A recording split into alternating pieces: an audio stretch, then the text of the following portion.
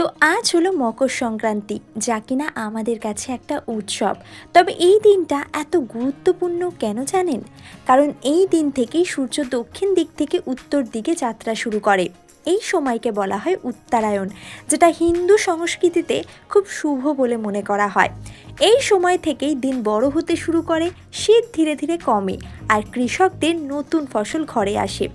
এই কারণেই হাজার হাজার বছর ধরে মানুষ এই দিনটাকে উৎসব হিসেবে পালন করে আসছে, যা আমাদের কাছে মকর সংক্রান্তি নামে পরিচিত হলেও পৃথিবীর বিভিন্ন জায়গায় এই একই সূর্য উৎসব ভিন্ন ভিন্ন নামে পালন করা হয়। তো চলুন জেনে নেওয়া যাক পৃথিবীর নানান জায়গায় এই উৎসবটিকে কী নামে ডাকা হয়। আমাদের ভারতের তামিলনাড়ুতে একে বলে পঙ্গল, পাঞ্জাবে বলে লোহড়ি, আসামে বলে ভোগালী বিহু, গুজরাট ও মহারাষ্ট্রে বলে মকর সংক্রান্তি, ওয়েস্ট বেঙ্গলে পৌষ পার্বণ, কেরালায় বলে উত্তরায়ণ। আর যদি বিদেশের কথা বলি, তাহলে জাপানেও এই সময় সূর্য উৎসব পালন করা হয়। থাইল্যান্ডে বলে সংক্রান, নেপালে একে বলে মাঘে সংক্রান্তি।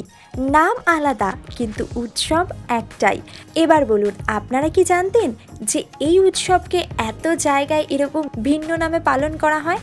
তো এবার আপনারাই বলুন যে আপনাদের ওখানে এই উৎসবটিকে কী নামে পালন করা হয়। ভিডিওটা যদি আপনাদের ভালো লেগে থাকে, ইনফরমেটিভ লেগে থাকে, তাহলে ভিডিওটিকে অবশ্যই একটি লাইক করুন। আর এরকমই আরও নতুন নতুন তথ্য জানতে আমাদের চ্যানেলকে অবশ্যই সাবস্ক্রাইব করুন। হর হর মহাদেব।